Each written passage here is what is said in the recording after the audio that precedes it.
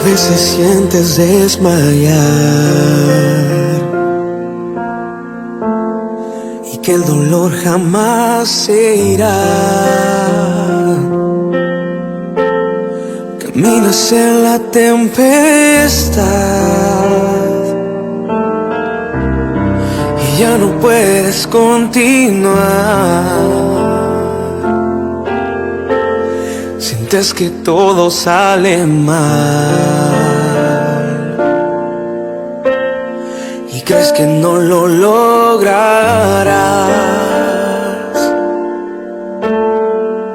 Solo confía en Dios,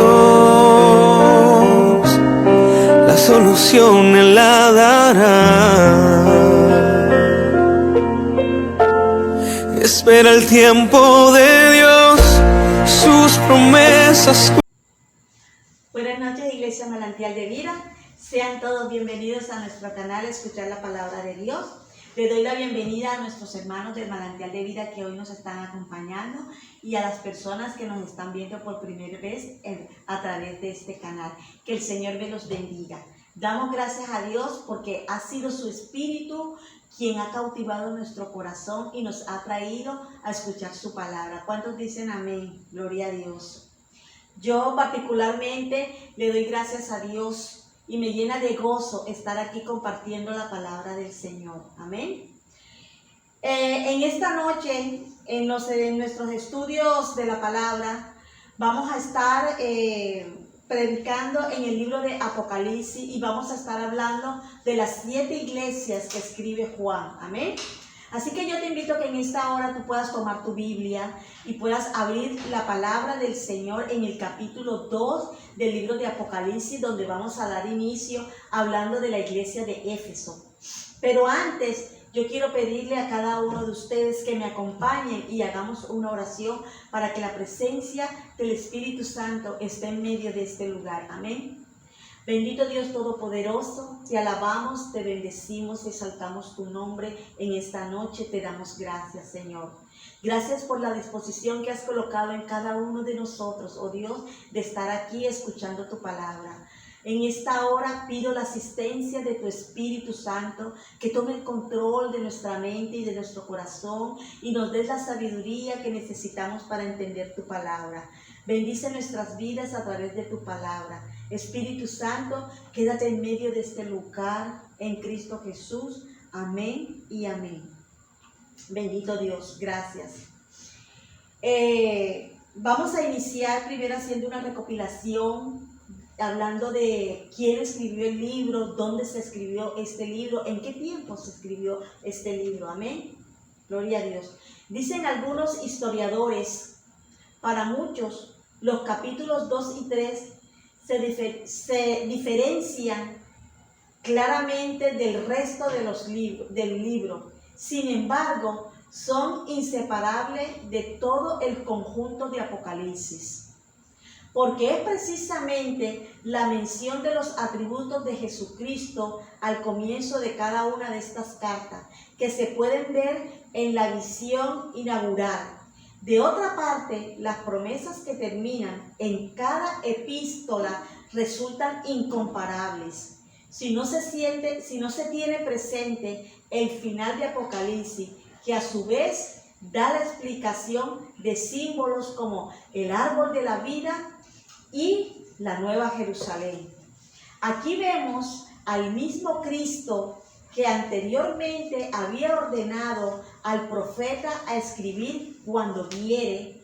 Es el mismo que ahora dicta al apóstol Juan esta epístola dirigida a las 7 iglesias que da inicio con la emblemática iglesia de Éfeso. Éfeso es nombrada en primer lugar a causa de su importancia y por ser la metrópoli de la provincia proconsular de Asia, la cual era muy antigua y una de las más ricas en Asia Menor en aquel tiempo. Dotada de un gran puerto con un territorio muy fuerte y una industria muy floreciente. Era un gran centro comercial entre el oriente y el occidente. En ella confluían grandes vías romanas que venían de Galacia, de Mesopotamia y de Antioquía. Su grandioso templo Artemisa, o mejor conocido, la diosa Diana, considerada como las 7 maravillas del mundo antiguo, era famoso en toda la antigüedad y hacía de la ciudad un templo religioso de lo más noble del mundo entero. En la época del emperador Domiciano, vino a ser también el centro del culto imperial de la provincia de Asia. Era también la residencia del procónsul romano y en ella residía un número de la colonia judía. La iglesia de Éfeso fue fundada por el apóstol Pablo en su tercer viaje. Pablo, mejor conocido como el apóstol de los gentiles, llegó a Éfeso en los años 53 al 56 después de Cristo y predicó aquí con gran éxito durante estos 3 años a la iglesia de Éfeso. Pablo ministró en esta iglesia y advirtió a los efesios que falsos maestros tratarían de apartarlos de la fe a toda la iglesia. Hechos 20 del 29 al 31. Los falsos maestros llegaron a causar problemas grandes en la iglesia de Éfeso, pero la iglesia pudo resistir a todos esos problemas. Como podemos ver en la carta de Pablo, sin embargo, el mismo apóstol Pablo tuvo que abandonar la ciudad a causa de la sublevación de la gente que veía el evangelio que Pablo predicaba como una amenaza a su industria de fabricación de la diosa Diana. Hechos 29 del 21 al 41. Más tarde, probablemente después de las ruinas de Jerusalén en los años 70, el apóstol Juan vino a establecerse en la provincia de Éfeso. En la actualidad, Éfeso no es más que un campo de ruinas grandioso, que por sí solo hablaba de la importancia que tuvo en la ciudad en la época en que el apóstol Juan escribió el libro de Apocalipsis. Iniciemos dando lectura al capítulo 2 del libro de Apocalipsis, el verso 1. Escribe al ángel de la iglesia en Éfeso, el que tiene las 7 estrellas en su diestra, el que anda en medio de los 7 candeleros de oro, dice esto. En este versículo, el que anda en medio de los 7 candeleros de oro, sin duda, es el mismo Jesucristo. Recordemos que en los capítulos anteriores vimos en los versículos 11 y 13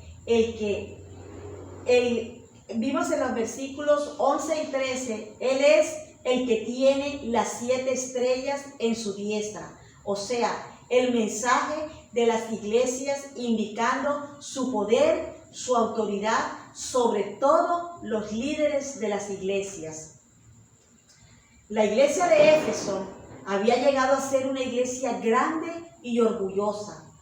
Aquí el mensaje del Señor había de recordarles que Él era la única cabeza del cuerpo de los creyentes. En la actualidad, muchas veces nos encontramos con líderes que se adueñan de las iglesias. Otros la ven como empresas personales y algunos la ven como que la han heredado.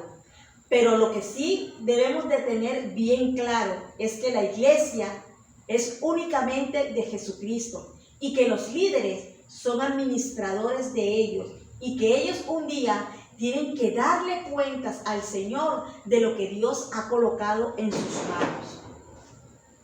¿Está Dios interesado en las iglesias? Si tienes alguna duda, yo te invito a que durante todo este tiempo que vamos a estar compartiendo estos estudios bíblicos de las 7 iglesias, tú lo puedas hacer en tu casa, puedas leerte las 7 cartas que el Señor envió a las 7 iglesias a través del apóstol Juan. Amén.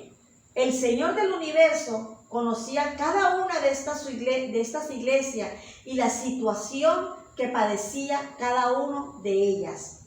Jesús le dijo a Juan que escribiera acerca de las personas, de lugares y acontecimientos específicos. Celebró los éxitos de los creyentes y les explicó cómo corregir sus errores. Así como Jesús cuida de su iglesia, también cuida de la tuya y de la mía. Amén. Versículo 2. Yo conozco tus obras y tu arduo trabajo y paciencia, y que no puedes soportar a los malos, y has probado a los que se dicen ser apóstoles y no lo son, y los has hallado mentirosos. Aquí podemos ver que durante un largo periodo la iglesia de Éfeso se había negado a tolerar el pecado entre sus miembros. Esto no era fácil en una ciudad caracterizada por sus prácticas sexuales y inmorales, asociados con la adoración de la diosa Diana, que era una diosa que mejor dicho, todo lo que era inmoralidad se veía en ella. Nosotros también hoy en día vivimos un tiempo en que se nos ha difundido el pecado en el cine, en la televisión, en las redes sociales y en otros medios impresos, usados por Satanás para bombardear a los creyentes sutilmente con toda clase de inmoralidad sexual, con el objetivo de que lo que vemos lo veamos como algo normal. A menudo es muy popular el ser tolerante con diversos pecados, llamándolos decisiones personales o estilos alternos de vida. Pero cuando el cuerpo del creyente empieza a tolerar el pecado en la iglesia, las normas se reducen y pone en peligro el testimonio de la iglesia entera. Recordemos que la aprobación de Dios es infinitamente más importante que la del mundo. Santiago 4:4. Verso número 3. Y has sufrido y has tenido paciencia y has trabajado arduamente por amor de mi nombre y no has desmayado. Nuestro Señor Jesucristo elogia a la iglesia de Éfeso. Primero, por su arduo trabajo. Segundo, por su paciencia. Tercero, por la resistencia al pecado. Cuarto, por su examen cuidadoso de los falsos apóstoles. Y quinto, por su sufrimiento, paciencia y claudicación. A la verdad, todas las iglesias deben de tener estas características. Sin embargo, estos buenos esfuerzos deben surgir de nuestro amor genuino a Jesucristo, no por ego personal, ni mucho menos por ego religioso.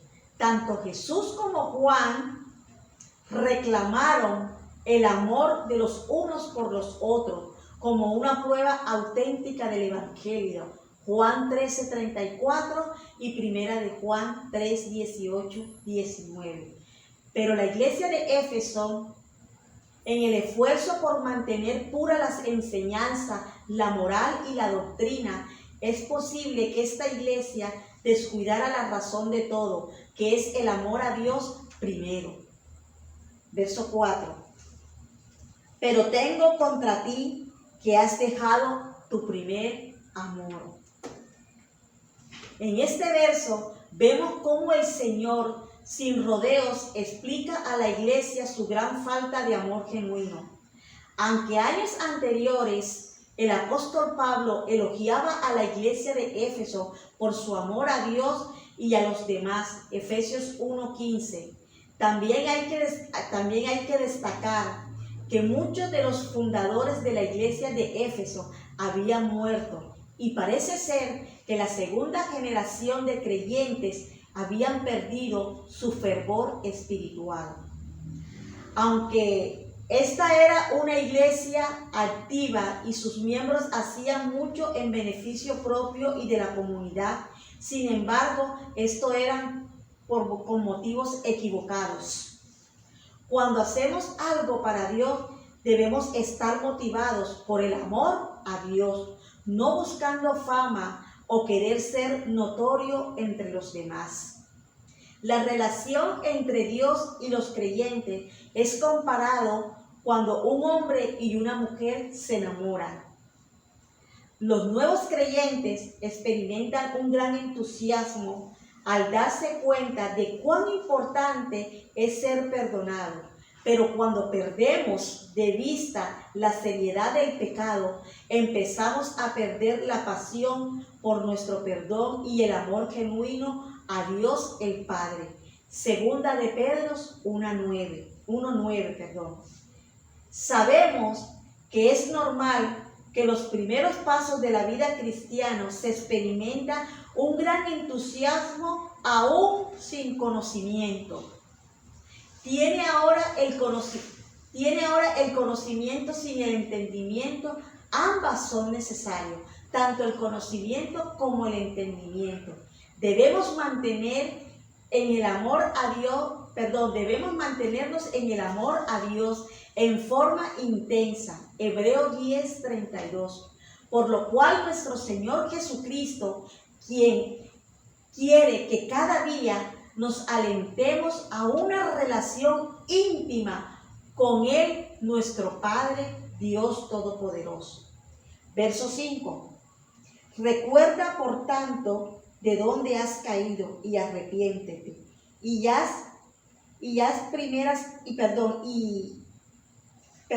Recuerda, por tanto, de dónde has caído y arrepiéntete. Y haz las primeras obras, pues si no, vendré pronto a ti y quitaré tu candelabro de su lugar si no te hubieres arrepentido.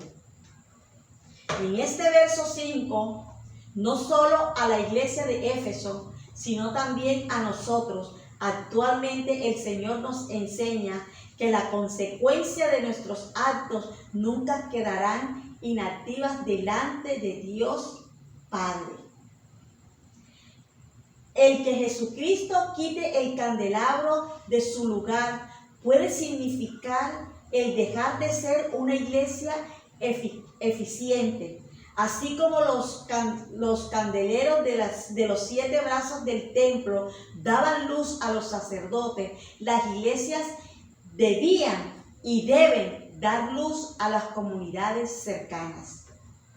Pero Jesucristo les advirtió que su luz podía apagarse en cualquier momento, mas Él mismo podía extinguir cualquier luz que no cumpliera con sus propósitos. Amén.